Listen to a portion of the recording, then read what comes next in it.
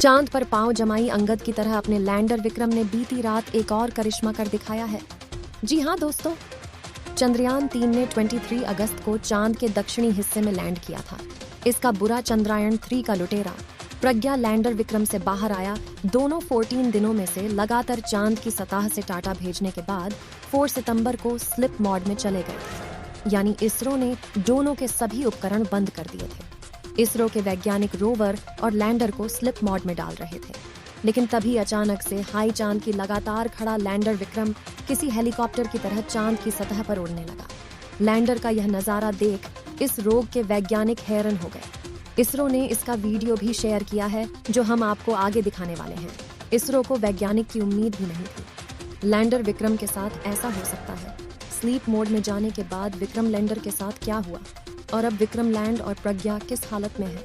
आपके आदमी में उठ रहे हर सवाल का जवाब मैं आपका इस वीडियो में देने वाली हूँ, तो बने रहे आप मेरे साथ इस वीडियो में अंत तक। लेकिन आप एक देशभक्त की तरह इस वीडियो को लाइक करें और कमेंट करें और इसरो के वैज्ञानिक के लिए जय हिंद लिख दें।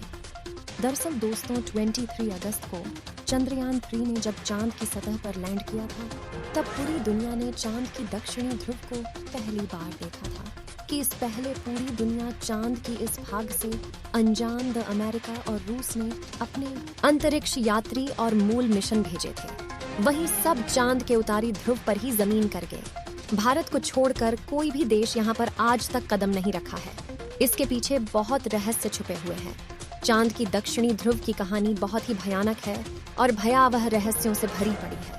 अमेरिका के अंतरिक्ष यात्री नील आर्मस्ट्रांग ने भी कहा था कि दक्षिणी ध्रुव पर कुछ रहस्य ऐसे हैं जैसे अभी तक मानव अनजान है। उनको साफ तो नहीं बताया, लेकिन शायद उसका इशारा एलियन की तरफ था। लेकिन भारत ने तो अपना चंद्रयान 3 दक्षिणी ध्रुव पर सफल पूर्व भूमि कर दिया। वह भी एक बार नहीं, दो बार। दरअसल 14 दिनों तक विक्रम लैंडर और प्रज्ञान रोवर को इसरो के वैज्ञानिक स्लिप मोड में डाल रहे हैं। ISI दौरान विक्रम लैंड के साथ ऐसी घटना हुई कि 14 दिनों से चांद की सतह पर एक जगह बैठा विक्रम अचानक ही उड़ने लगा। इसरो ने वीडियो भी शेयर किया था, जिसमें विक्रम चांद की सतह पर उड़ाता दिखाई दे रहा है। अब हम बात करते हैं कि विक्रम रणदाता के साथ ऐसा क्या हुआ जिसे वह उड़ान लगा। दरअसल दोस्तों, 23 अगस्त को चांद की सतह पर सूरज निकला था, जो अब ढलने लगा है और अब वहां पर रात होने वाली है। आपको बता दूं कि चांद पर धरती के 14 दिनों में बराबर सूरज निकलता है। चंद्रयान 3 के विक्रम लैंडर से पावर जनरेट करने के लिए बैटरी लगी हुई है, जो सोलर पैनल से चार्ज होती है। इतने दिनों तक चांद पर सूरज निकला हुआ है और उसकी किरणों से सोलर पैनल चार्ज हो रहा है, जिसे विक्रम लैंड और रोवर प्रज्ञा लगातार चांद प्रतिरोज नए रसिया से पर्दा उठाए। रोवर प्रज्ञान ने विक्रम लैंडर से निकले के बाद 10 दिनों में 100 मीटर से अधिक की दूरी तय कर ली थी। 100 मीटर की दूरी तय करने में ही हाई रोवर ने चांद की सतह से ऐसा रहस्य खोला है जिसे देखकर दुनिया भी हैरान है। प्रज्ञा ने चांद की सतह पर ऑक्सीजन तक की खोज की। इस दौर में रोवर प्रज्ञान ने चांद की सतह की कई वीडियो और तस्वीर इसरो को भेजी और चांद की कई रहस्यों से पर्दा जरूर उठा लिया। रूस और अमेरिका ने तो कभी ये सोचा भी नहीं ताकि भारत के चंद्रयान पहुंच सके।